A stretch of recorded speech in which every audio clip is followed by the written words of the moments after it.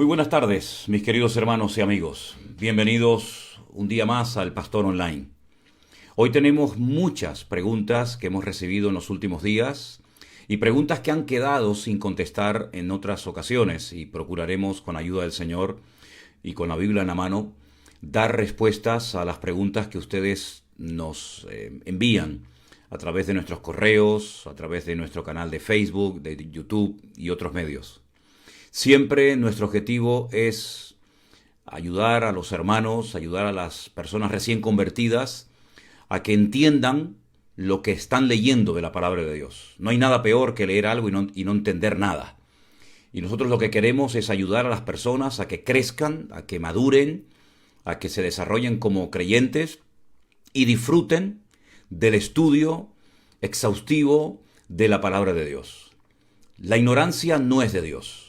No hay nada peor. Me produce mucha tristeza cuando hay creyentes que llevan toda la vida en la iglesia o en varias iglesias y todavía conocen muy poco o prácticamente nada de las Sagradas Escrituras, es decir, de la Biblia. Por eso, desde hace ya más de un año, nos hemos propuesto todas las semanas, los días lunes, salvo alguna excepción, sentarnos alrededor de una mesa y con nuestras Biblias abiertas, pedirle al Señor que nos ilumine y nos dé la sabiduría necesaria para poder ayudar y poder dar respuestas bíblicas a tantos y a tantos hermanos que todavía se siguen haciendo preguntas acerca de textos y de cosas que no tienen claro, pero que quieren tener claro y que quieren agradar al Señor. Nosotros tenemos la costumbre, todos ustedes lo saben, de empezar este espacio, este tiempo, orando al Señor. Dependemos de Él, no de nuestra sabiduría ni de nuestra experiencia. Dependemos totalmente de la sabiduría que nos pueda dar en un momento determinado el Señor. Y por eso les pido, si es posible, a todos los que están ya conectados, que oremos juntos al Señor, para que tengamos una tarde de bendición y podamos juntos, en torno a la presencia del Señor y de su bendita y preciosa palabra, aprender muchas cosas para nuestro crecimiento y nuestro desarrollo espiritual. Oramos juntos al Señor. Padre Celestial, te doy muchísimas gracias por este privilegio que nos das un día más, una semana más, de estar en torno a tu palabra para aprender, para conocer, Señor, las cosas como tenemos que conocerlas.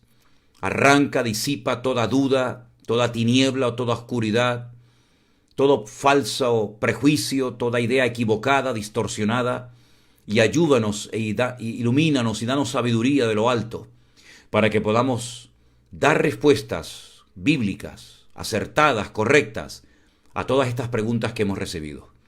Pedimos que bendigas este tiempo y que seamos todos edificados y bendecidos en el bendito y precioso nombre de Jesús. Amén y amén. Pues ya les hemos dado la bienvenida a todos los hermanos que se han unido a nosotros y a todos los que paulatinamente se irán incorporando a este espacio. Y vamos a comenzar ya dando respuesta a la primera pregunta que la hace una hermana llamada Marina. Esta hermana dice que leyó en 1 Corintios capítulo 5 la historia de un hombre que fornicaba, que mantenía relaciones sexuales con su madrastra. Y la hermana pregunta: no comprendo por qué Pablo dice que sea entregado a Satanás para la destrucción de la carne, a fin de que su espíritu sea salvo en el día del Señor. Mi pregunta es: ¿puede una persona que es salva practicar estas cosas? La Escritura no dice que era cristiano. ¿Cómo podía pasar esto? Bueno, no es agradable, no es lo habitual, pero lamentablemente a veces en las congregaciones ocurren cosas lamentables que dan un pésimo testimonio al mundo. No es la primera vez, y me temo que no será la última, que una persona que se llame cristiano esté dando un testimonio horrible a los hermanos, a su familia, a los inconversos y a todo el mundo que le conoce. Esta iglesia de Corinto, que había sido fundada y pastoreada por el apóstol Pablo durante un tiempo, aproximadamente un año y pico, pues cuando él recibe un informe de los miembros de esta congregación, de una familia llamada los de Cloé, acerca de la situación espiritual de la iglesia, pues dice que no se llevó ninguna sorpresa. Dice, en parte creo todo lo que me estáis contando. La iglesia o parte de la iglesia no había madurado, no había crecido, los llama carnales, los llama niños en Cristo. Y él relata efectivamente, como usted bien dice, hermana, en el capítulo 5 de esta carta a los Corintios, un caso lamentable de alguien que estaba manteniendo relaciones sexuales con su madrastra. No le llamaron la atención, parece que todo el mundo lo conocía, pero nadie actuaba en consecuencia, ni siquiera los ancianos, los responsables, el pastor de la iglesia. Y Pablo, cuando se entera de este pésimo testimonio, dice que a este hombre hay que inmediatamente expulsarlo de la iglesia. La expresión que emplea tal vez no es muy habitual, pero es entréguenlo a Satanás. Es decir, está viviendo como un inconverso, porque era creyente, era un creyente. Está viviendo como un auténtico impío, como una persona depravada, por lo tanto que se vaya con Satanás. Y a ver si de esa manera es sacudido, recapacita y reconoce su pecado, y cuando haya un genuino arrepentimiento, un reconocimiento de su pecado y un cambio, pues sea vuelto a admitir en el seno de la iglesia. Gracias al Señor, este hombre reaccionó positivamente.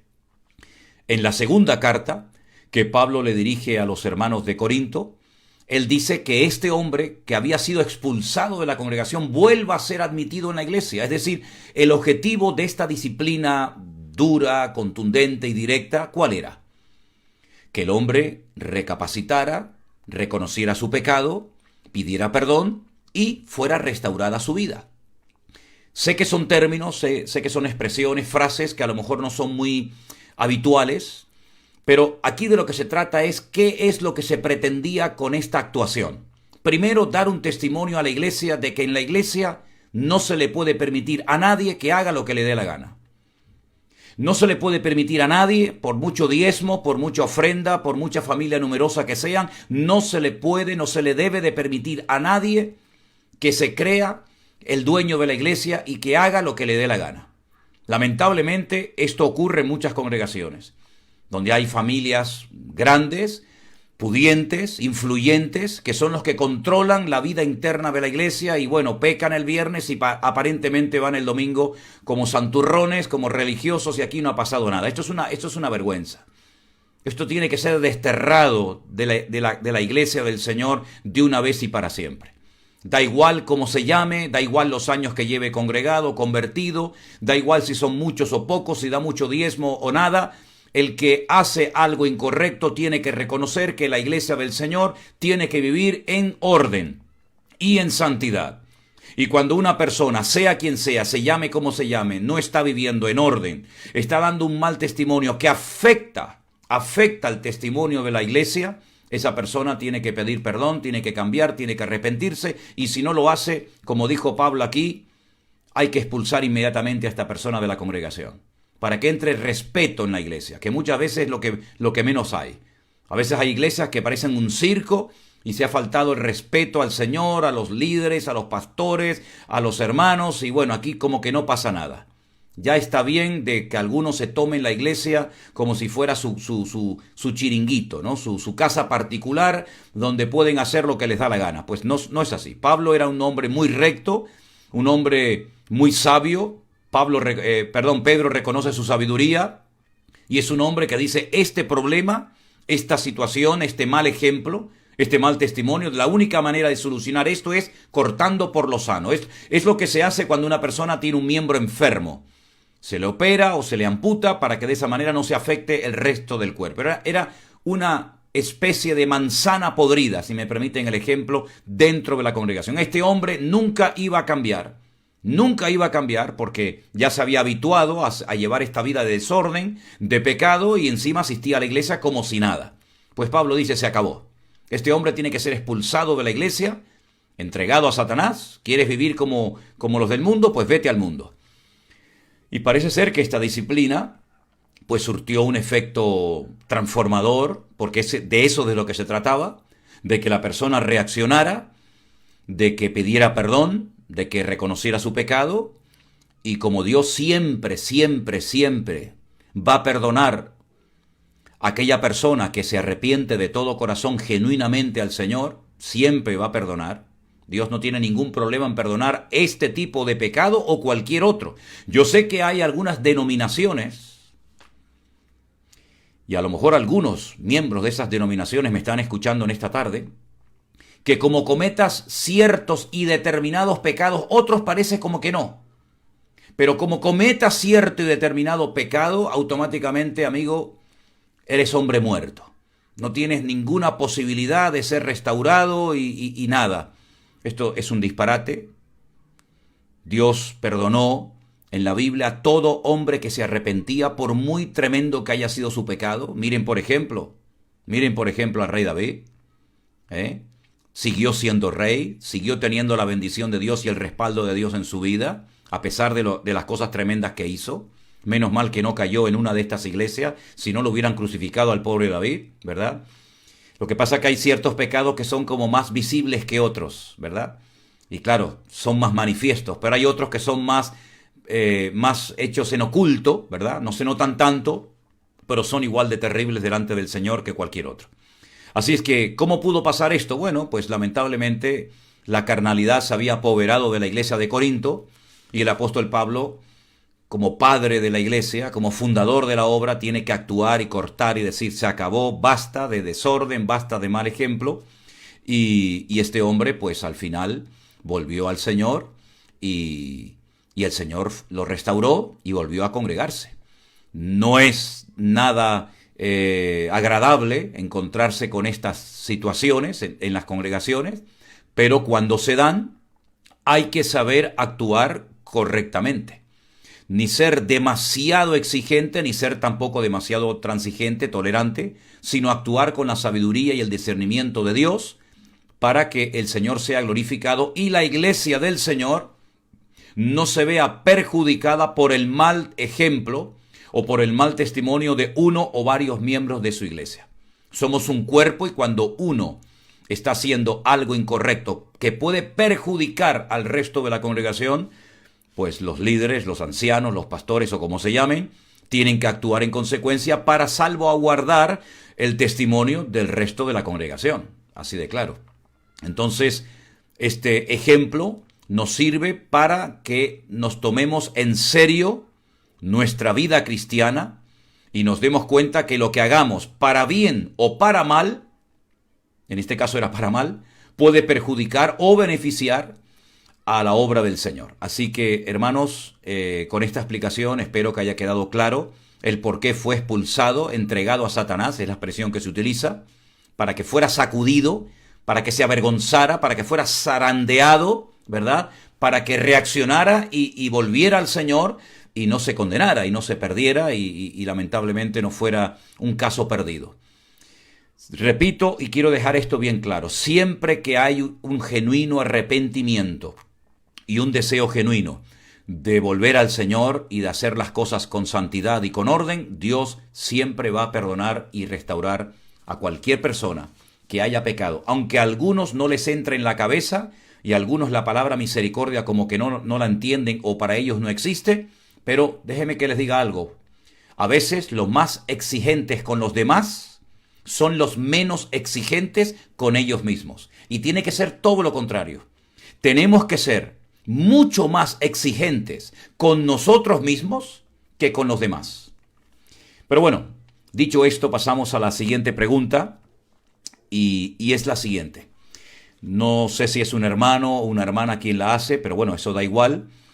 La pregunta de esta persona es si le podemos ayudar porque ha leído un capítulo de San Juan, el capítulo 16 concretamente, el verso 8, y entonces la pregunta es, en este versículo se habla de la obra, del ministerio del Espíritu Santo en el creyente. ¿Nadie se puede acercar a Dios si no es influenciado por el Espíritu Santo? Pregunta esta persona. ¿O es uno el que tiene que buscar a Dios? ¿O son unos pocos los que son influenciados por el Espíritu Santo para buscar a Dios? Bueno, vamos a dejar la palabra influenciados a un lado porque es una palabra como que no encaja en esto. Vamos a ver, los caminos del Señor son amplios y variados. El Señor se puede utilizar miles de formas y maneras para guiar a una persona hasta sus pies, para que reconozca su pecado. Ahora, el que convence siempre al pecador de su pecado es el Espíritu Santo.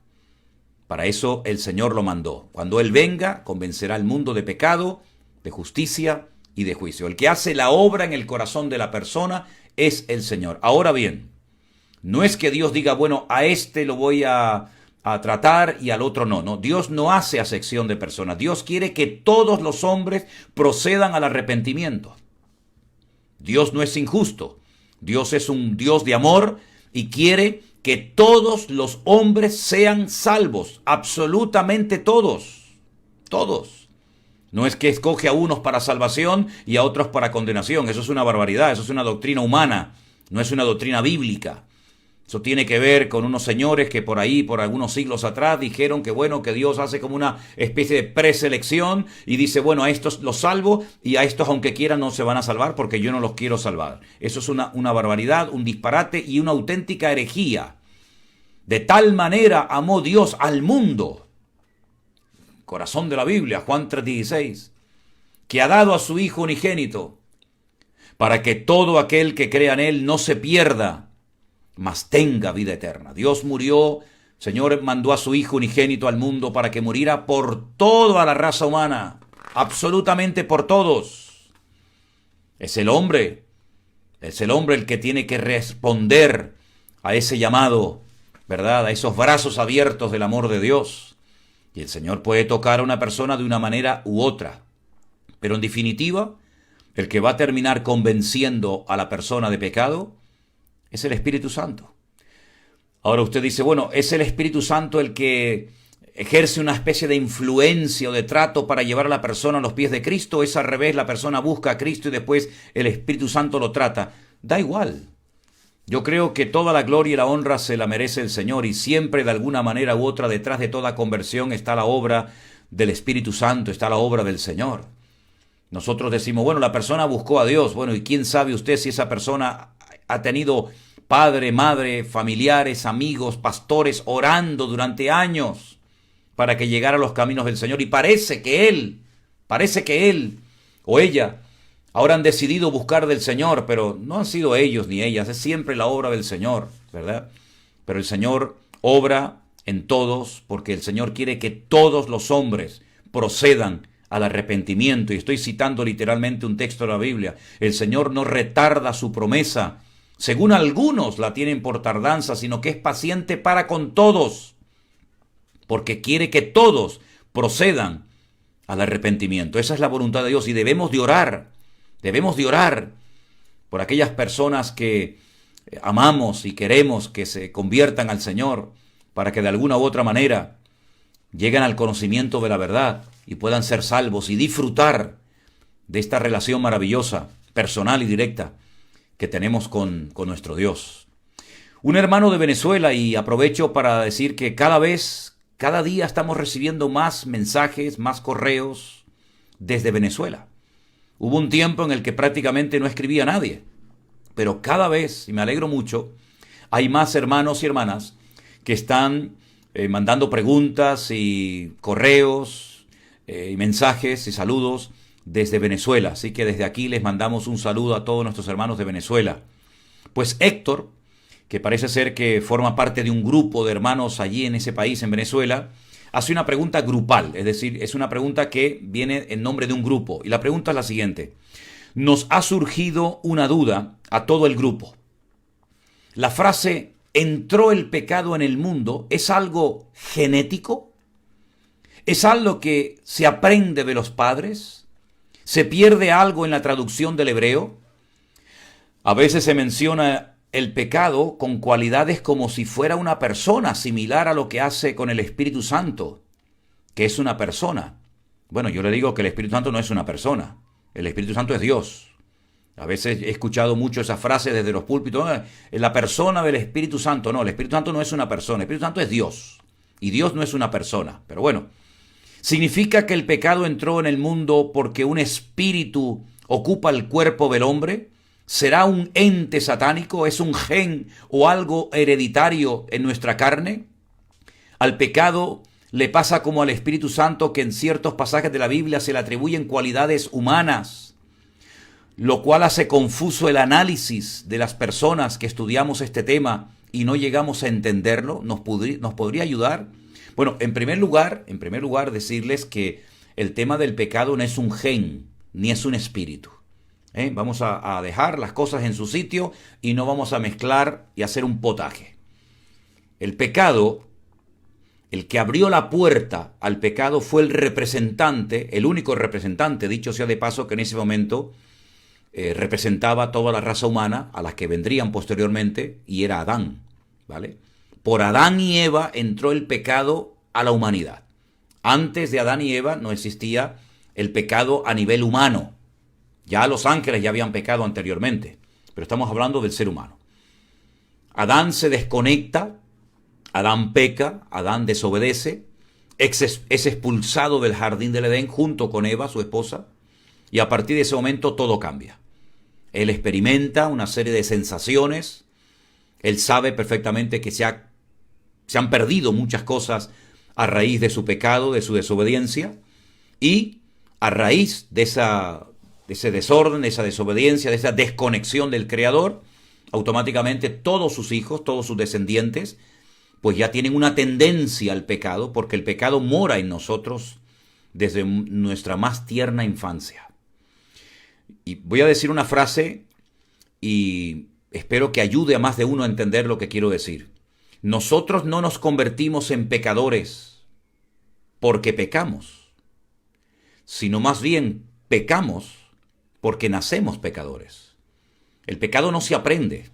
Ya la semilla, el germen, lo llevamos dentro de nosotros. Y el pecado entró en el mundo a través de Adán y de toda su descendencia, porque el único que vivió en aquel nivel de perfección y de santidad y de armonía fue él.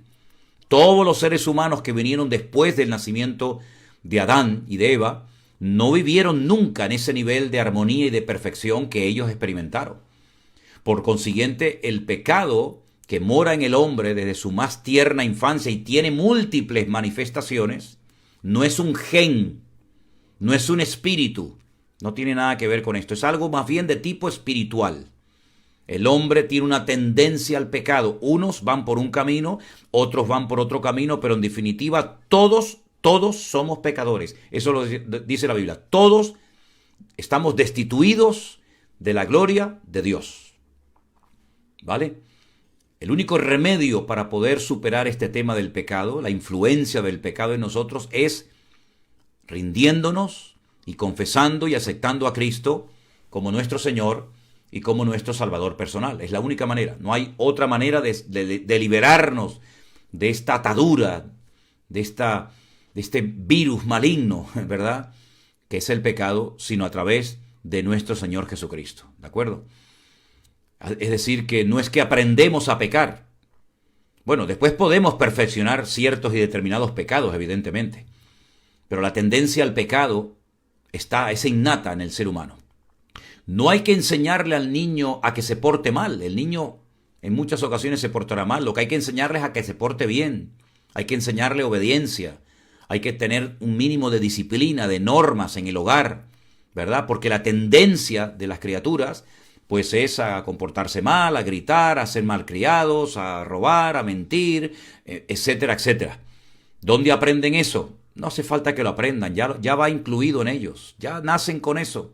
Y eso hay que corregirlo, ¿verdad? Como el arbolito que hay que enderezarlo desde pequeño y no cuando sea demasiado tarde, que se puede romper y se puede partir. Instruye, dice la Biblia en Proverbios a los padres, instruye al niño en su camino, ¿verdad? Así que el pecado no es que sea un espíritu ni es un gen, ¿verdad? Sino el pecado es una semilla, por así decirlo, de maldad que el ser humano desde que nace la lleva dentro, ¿verdad? Y solamente por la gracia, por la misericordia, por el poder de Cristo en nosotros podemos vencer al pecado y con sus consecuencias. Es la única manera. Espero que le haya podido responder a estos hermanos de Venezuela.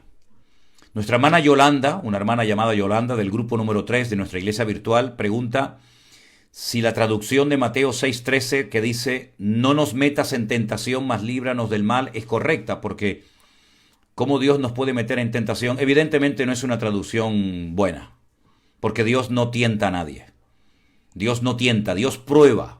Hay una gran diferencia, una enorme diferencia entre una tentación y una prueba. Bueno, la tentación siempre viene de nosotros mismos, porque nos metemos donde no tenemos que meternos, alimentamos la concupiscencia, el diablo siempre vendrá con ofertas, con tentaciones, el Señor nunca vendrá a tentar a sus hijos, el Señor tiene todo el derecho y la libertad de probarnos, que es muy diferente. La prueba es para fortalecerte en la fe, para enseñarte lecciones que de otra manera no aprenderíamos, pero la tentación siempre viene para hacerte caer, para que te desconectes del Señor, para que peques, para que no le obedezcas, etcétera, etcétera. Así que evidentemente esta traducción del griego, no del hebreo, el Nuevo Testamento no se escribió en hebreo, se escribió en griego. Evidentemente, no nos metas en tentación es una forma incorrecta de decirle al Señor algo, puesto que Dios ni es tentado por el mal, ni Él tienta a nadie. ¿Vale? En todo caso sería, Señor, guárdanos del mal, protégenos del mal. Eso sí, eso no hay ningún problema en pedirle eso al Señor. Cada día se lo pedimos, que el Señor nos guarde del maligno, que el Señor nos guarde de cosas malas, de caer en tentaciones, ¿verdad? Pero que no nos meta Él en tentación es incorrecto, puesto que Él no mete a nadie en tentación. Por otra parte, una hermana de Guayaquil, de la ciudad de Guayaquil, en Ecuador, llamada Olga, nos dice, hermano, Jesús dijo que Él no ha venido para abrogar la ley o los profetas, sino para cumplirla. Efectivamente, el Señor cumplió con toda la ley y con todas las profecías de los profetas que hablaban de su persona. Pero en el Antiguo Testamento, en Éxodo 21, 22, 23, cita esta hermana, hay muchas leyes que en este tiempo se tienen que cumplir. ¿Podría explicarme por qué Jesús dijo, porque de cierto os digo que hasta que pasen el cielo y la tierra, ni una jota ni una tilde pasará de la ley hasta que todo se haya cumplido? Dice, no lo entiendo. Bueno, vamos a ver. En primer lugar, Jesús vino para cumplir la ley y los profetas. Cuando Él resucita, Él hace un repaso por toda la ley, por todos los profetas, por todos los salmos, es decir, por todas las escrituras, demostrándole a sus discípulos que todo lo que le ocurrió, todo lo que sucedió en aquella época, en su persona, todo estaba escrito. Nada ocurrió por casualidad, sino que había un plan, un diseño divino, eterno, que estaba escrito, estaba reflejado en la palabra de Dios, y Él vino a cumplir con todo lo que se había escrito acerca de Él. Su crucifixión, su muerte, su resurrección, etcétera, etcétera. Cientos de detalles que por cuestiones de tiempo no podríamos estar enumerando uno detrás de otro. ¿De acuerdo? Él es el que cumplió toda la ley. Nosotros no podemos cumplir la ley, lo he dicho muchísimas veces. Hay algunos creyentes que se les ha ido un poquito la cabeza y ahora quieren irse al judaísmo creyendo que lo que hemos creído y lo que hemos aceptado es incorrecto y que hay que volver a la ley. Eso no es nada nuevo, eso ya en los tiempos del apóstol Pablo ya pasaba, algunos judaizantes, algunas personas que decían, bueno, soy salvo, soy convertido, soy cristiano, pero si no circuncidáis y si no guardáis la ley de Moisés no podéis ser salvos. Eso es un disparate porque la ley no salva. La ley es un medio para llevarnos a Cristo. Si la ley no lleva al hombre a Cristo, la ley no sirve para nada. Además, como dice la Biblia también, por las obras de la ley, ningún ser humano puede ser justificado. Por lo tanto, dejemos esto bien claro. Usted puede guardar el Shabbat y puede guardar las fiestas de Sukkot y Shavuot y Pesach y todo lo que quiera, y todo eso no le va a llevar a la salvación. Porque todo eso tenía una finalidad, y la finalidad se cumplió en la figura, en la persona de Cristo. Luego, la ley a nosotros los cristianos, con todos mis respetos a los que opinan diferente, no nos afecta porque nosotros ya no estamos bajo el yugo de la ley. Nosotros estamos bajo el yugo de Cristo. Él vino a liberarnos del yugo, de la opresión de la ley. Y si quieren leer y entender más este tema, lean, por ejemplo, la hermosísima y profunda carta del apóstol Pablo a los Gálatas y van a entender que el objetivo del creyente no es ahora esforzarse a cumplir la ley, porque la ley nadie la puede cumplir, y menos hoy en día que ni siquiera hay la posibilidad de poder cumplir ciertos y determinados mandamientos, porque ni siquiera hay el templo de Jerusalén. Por lo tanto, cuando él dice que ni una J, ni una Yod, que es la letra más pequeña del Aleph Bet, del alfabeto hebreo, no va a pasar nada sin que se cumpla, pues hay que decir que ya todo eso se ha cumplido. Es decir, todo lo que decía la ley acerca del Señor, todo lo que decían los salmos, los profetas, ya todo eso se cumplió. Es como decir, todo lo que está escrito se va a cumplir sí o sí. Y Él lo cumplió, por lo tanto es algo que ya ha pasado y nosotros ahora estamos bajo un nuevo régimen, por decirlo de alguna manera. Bajo un gobierno, el gobierno de la gracia, el gobierno donde estamos directamente en una relación personal, no nacional, como tuvo el pueblo de Israel durante mucho tiempo, que ni siquiera como pueblo de Dios tiene, como pueblo escogido antaño, tiene una relación nacional, porque déjeme que les diga una cosa, en Israel hay miles de ateos, en Israel hay miles de personas que no quieren saber nada de Dios, y son judíos, tienen pasaporte, tienen nacionalidad israelita, pero no tiene nada que ver. Por lo tanto, no mezclemos una cosa con otra. En cuanto a la pregunta que me hace una hermana de Colombia llamada Lina, del texto de Oseas capítulo 6, versículos 2 y 3, que paso a leerlo, y dice así: nos dará vida después de 2 días, y en el tercer día nos resucitará y viviremos con él. Estos 2 días que se mencionan, ¿qué significa? Me dice esta hermana. Porque yo he escuchado a algunos predicadores que dicen que esta profecía tiene que ver con los últimos tiempos. Bueno, tiene varias interpretaciones. Cuando dice Oseas que nos daría vida después de 2 días y en el tercer día nos resucitará, una de las explicaciones es que se refiere a la resurrección de Cristo. Otros a la resurrección del Estado de Israel. Otros a que pasarían 2 días o 2 milenios y al comienzo del tercer milenio vendría el Mesías en su segunda venida, en su segunda aparición. Es decir, tiene varias aplicaciones, varias interpretaciones, depende de quién hable o no de dicho texto. Yo creo particularmente que aquí el Señor nos está dando una clave que tiene que ver con los últimos tiempos. Yo creo que el Señor ha establecido tiempos, yo creo que el Señor ha establecido, si me permiten, una agenda que tenemos que conocer para saber discernir los tiempos, y una de las grandes responsabilidades de los que servimos y predicamos el Evangelio hoy en día es: Señor, danos discernimiento para poder entender e interpretar correctamente los tiempos de tu palabra. Y yo creo que aquí el Señor nos está dando una clave diciendo: al tercer milenio, como dice aquí, resucitaremos y viviremos. Fíjese que el término está en plural y no en singular. Viviremos. Nos resucitará. Por lo tanto, yo creo que tiene que ver también mucho con los últimos tiempos, con esta entrada al tercer milenio, con la segunda venida del Señor. Por otra parte, Olga, una hermana llamada así, nos dice que ha leído en Mateo capítulo 10, versículos 34 y 35, habla acerca de una división que se produciría a causa de Jesús. Dice, no entiendo si Jesús nos llena de paz el corazón, porque dice que en algunos hogares o en algunas familias se produciría división. Bueno, es evidente. Yo creo que muchos, no digo todos, pero muchos de los que nos hemos convertido al Señor, hemos notado en nuestra propia familia que, si bien es cierto que Él ha inundado y llenado nuestras vidas con su preciosa y maravillosa paz, al mismo tiempo el Evangelio ha traído distanciamiento por parte de algunos miembros de nuestra familia, o de amigos, o de conocidos, o de compañeros de trabajo, a raíz de nuestra conversión. Yo creo que muy pocos creyentes pueden decir: pues yo desde el día que me convertí, todos mis amigos, todos mis familiares, todos mis conocidos, toda mi familia se alegró. Y no, yo creo que hay muy pocos creyentes. Yo particularmente no he conocido a ninguno, y conozco a miles de cristianos. Generalmente el hecho de que yo tenga paz y haya nacido de nuevo y conocido el Evangelio no significa de que la familia me va a poner la alfombra roja y me va a aplaudir y me va a felicitar.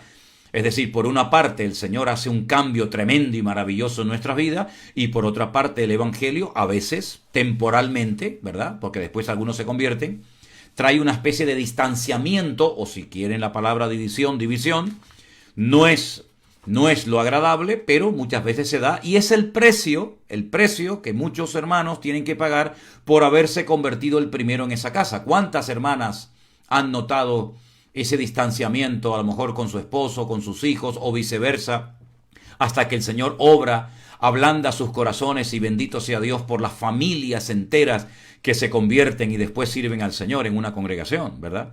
Así es que son esa ambigüedad, ¿no? Esas cosas que se producen. Por una parte, una paz y un cambio tremendo, y por otra parte, esa división o distanciamiento, vamos a decir, temporal, hasta que ellos también logran captar el Evangelio. Porque hay muchas personas que no entienden lo que te ha pasado. No te pongas triste ni te enfades con ellos cuando intentas explicarle lo que te ha pasado, ese encuentro, ese nuevo nacimiento con Cristo, y no te entienden. Es como tratar de explicarle a un ciego lo que son los colores. No lo va a entender nunca, es imposible, ¿verdad? Y tu experiencia es personal. Y puedes contar tu testimonio, y lo mejor que puedes hacer es orar por ellos, porque muchos no te van a entender. Y muchos hasta se van a enfadar. Y muchos hasta te van a hacer la guerra. Pero tú sé fiel al Señor y ora y bendícelos. Y el Señor obrará. Y en algún momento verás cambios en esos familiares, en ese marido, en esa esposa, en esos hijos. Lo creemos en el nombre del Señor. Por otra parte, Lourdes dice que ha estado leyendo el capítulo 40 del profeta Isaías y dice que no lo entiende. Habla del incomparable Dios de Israel, del inescrutable Dios, y que a Dios nadie le enseña ni le aconseja. Y por otra parte, en el verso 13 hace Dios una pregunta, o el profeta hace una pregunta y dice, ¿quién enseñó al Espíritu de Dios? ¿Se refiere a la persona del Espíritu Santo? No, mire, vamos a ver. No es una pregunta con la intención de esperar una respuesta. Esto es una pregunta retórica, ¿sí? Cuando se dice, ¿quién enseñó al Espíritu de Dios? Nadie. A Dios nadie le ha enseñado nada. Él no necesita aprender de nadie nada ni de nadie.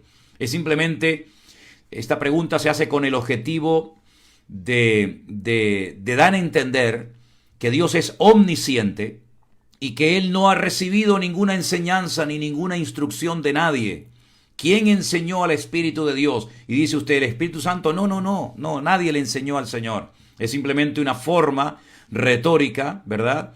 De decir que a Dios no le ha enseñado nada. Es una forma literaria, es un recurso literario, pero por favor, dejemos claro que al Señor nadie le ha enseñado nada, sino que Él lo sabe todo, porque Él es omnisciente, conoce pasado, presente y futuro. El objetivo no es expresar una duda o pedir una respuesta, una explicación, sino más bien enfatizar que lo que se expresa y lo que sugiere con la afirmación de que Él es un Dios que lo sabe, que lo puede y que lo conoce todo.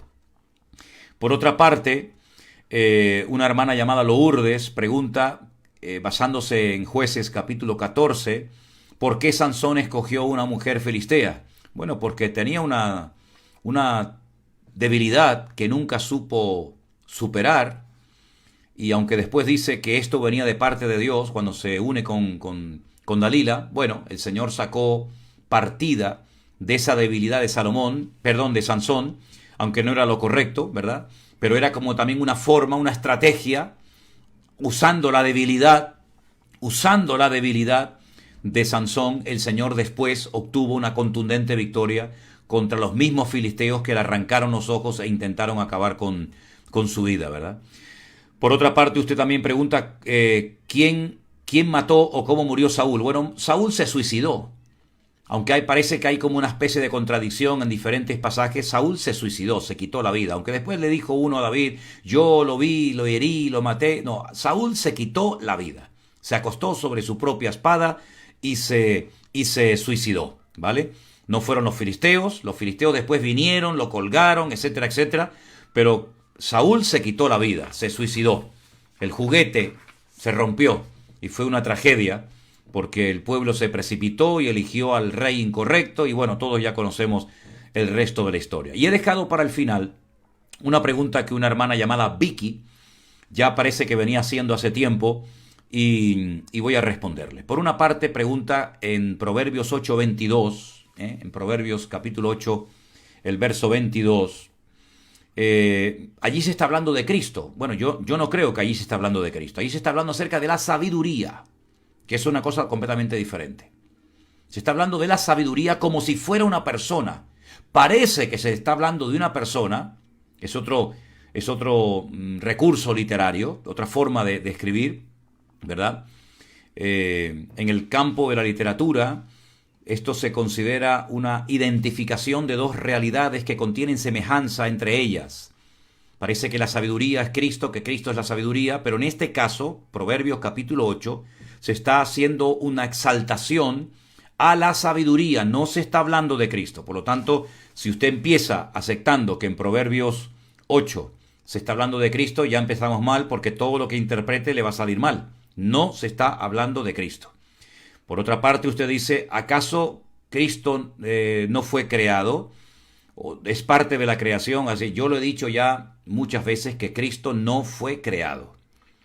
El Verbo, el Señor Jesucristo, nuestro bendito Salvador, no fue creado por el Padre. Él es eterno. Él es Dios. Yo sé que es difícil de entender. Yo sé que es difícil incluso de explicar. Pero lo que sí es muy fácil de decir, y hay que aceptarlo, es que Cristo no fue un ser creado, como pudo ser Satanás, los ángeles, Adán y Eva, etcétera, etcétera. Cristo no fue creado, Él es el creador. Por Él, para Él y por Él fueron creadas todas las cosas. Cristo no fue creado, aunque hay algunos por ahí que dicen que Cristo es parte de la creación de Dios, se equivocan, es una herejía decir o enseñar o predicar que Cristo es un ser creado, en absoluto. Cristo es eterno. Y por otra parte, usted dice que en Ezequiel 47, versículo 3, hay un varón que sale hacia el oriente, que lleva un cordel en su mano y que mide, toma una serie de medidas, y me hizo pasar por las aguas hasta las rodillas, y me dice usted, o pregunta usted, pastor, ¿este varón quién es? ¿Es Cristo? No. Este varón no es Cristo. Este varón puede ser un ángel. Dese cuenta que esto es una visión que está teniendo el profeta Ezequiel, y aquí en ningún momento está hablando del Señor Jesucristo. Usted misma dice, parece que es un hombre de carne y hueso. Bueno, los ángeles no tienen ni carne ni huesos, ¿verdad? Toman forma humana, pero son entes, son espíritus, toman forma humana, ¿verdad? Pero no se está hablando de Cristo ni en el capítulo 8 de Proverbios, ni en Ezequiel capítulo 47. Bueno, hermanos, pues estas eran las preguntas que teníamos para hoy. Hay otras que han venido después. Intentaré darle respuesta a todas y a cada una de ellas. Quisiera aprovechar la oportunidad para pedirle oración a todos los que nos están escuchando y viendo en este momento, que son muchísimas, como podéis comprobar, las personas que están conectadas. Estamos saliendo de viaje, Dios mediante, esta semana, para hacer nuestro primer viaje misionero y comenzar a visitar y a muchos también bautizar a hermanos miembros de nuestro grupo número 3 de nuestra iglesia virtual en España y en algunos lugares de Europa. Pido por favor sus oraciones y también quiero aprovechar para dar muchísimas gracias a todos los que han sentido en su corazón apoyar este proyecto. Y cuando hablo de apoyar este proyecto me refiero no única y exclusivamente a sus oraciones, que gloria a Dios por ellas y las notamos, y pido que sigan orando por nosotros para que el Señor nos guarde en estos miles y miles de kilómetros que haremos, en estos viajes a ciudades, a pueblos, a muchos lugares, sino también hermanos que han sentido en su corazón aportar ofrendas, aportaciones económicas para que este viaje se pueda llevar a cabo, un viaje que va a durar más de un mes, y donde pedimos su protección y donde quiero dar de todo corazón gracias a todos los hermanos de muchas partes del mundo que han sentido apoyar este proyecto, que tendrá lógicamente sus gastos, sus costos, pero que estamos plenamente convencidos que va a ser un tiempo de una victoria contundente y maravillosa, porque vamos a estar recorriendo muchos lugares, visitando a muchos hermanos que en algunos casos llevan años siguiendo las retransmisiones que estamos haciendo, y en otros casos gente recién convertida que han sentido en su corazón el deseo de bautizarse, y nosotros pues con mucho gusto lo haremos. Estaremos en Alicante, en Madrid, en Cataluña, en parte del País Vasco, en Valencia, en Murcia, en Ciudad Rodrigo, provincia de Salamanca, en Galicia, en muchas partes. Que el Señor nos ayude y nos guarde, y que poco a poco podamos ir cumpliendo con todos nuestros objetivos de visitar, de ministrar a muchas personas en diferentes partes de España, y si Dios lo permite también y nos permiten salir, de Europa. Oren por nosotros para que el Señor nos use, para que el Señor nos bendiga, para que el Señor nos cuide, ¿verdad? Y que guarde, como dice la Biblia en uno de los salmos, nuestra salida y nuestra entrada desde ahora y para siempre. Oramos y le damos gracias al Señor por este espacio, por este tiempo que hemos tenido y este maravilloso tiempo que el Señor nos ha permitido tener, donde creo que hemos podido aprender algo más de su bendita palabra. Los devocionales se van a seguir haciendo, esté donde esté, sea donde sea, de lunes a viernes. Los devocionales se seguirán haciendo a la misma hora de aquí, de las Islas Canarias. El Pastor Online se seguirá haciendo. Y si Dios lo permite, todos los domingos, excepto el primero que estemos fuera, estaremos predicando desde diferentes partes donde nos encontremos a través de las redes sociales la palabra del Señor. También este próximo domingo tendremos a nuestro hermano Alberto, pastor de Fuerteventura, en la isla de Fuerteventura, predicando la palabra de Dios en el Centro Evangélico Vida Nueva, aquí en Santa Cruz de Tenerife. Estamos muy contentos de que estén pasando unos días, de que hayan sido padres recientemente con Damaris.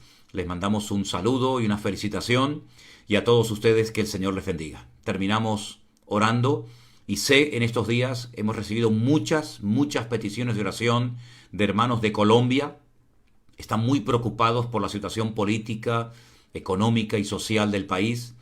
Por supuesto, estamos orando por nuestros hermanos de Colombia, como lo hacemos también por los de Venezuela, por Cuba, por Argentina, por muchas partes del mundo, donde ustedes nos informan de situaciones tremendas por las cuales están pasando. Pero es tiempo de confiar en Dios, hermanos. Es tiempo de agarrarnos al Señor, no perder la fe y la confianza en Él. Son tiempos difíciles, tiempos de prueba, pero donde vamos a ver la gloria y la grandeza del Señor a nuestro lado. Oramos. Bendito Padre Celestial, muchísimas gracias por el privilegio que nos has dado una semana más de estar con tantos hermanos en muchas partes del mundo que fielmente están atentos a la palabra que desde aquí se transmite cada semana. Señor, nos encomendamos a ti y te damos toda la gloria, la honra y muchas gracias por tu fidelidad, por tu amor, por cómo nos has cuidado, bendecido y usado en todo este tiempo. Pido que tú bendigas a todos nuestros hermanos en todas las naciones del mundo, donde están siendo probados, donde incluso hay persecución y donde hay situaciones muy complicadas y difíciles.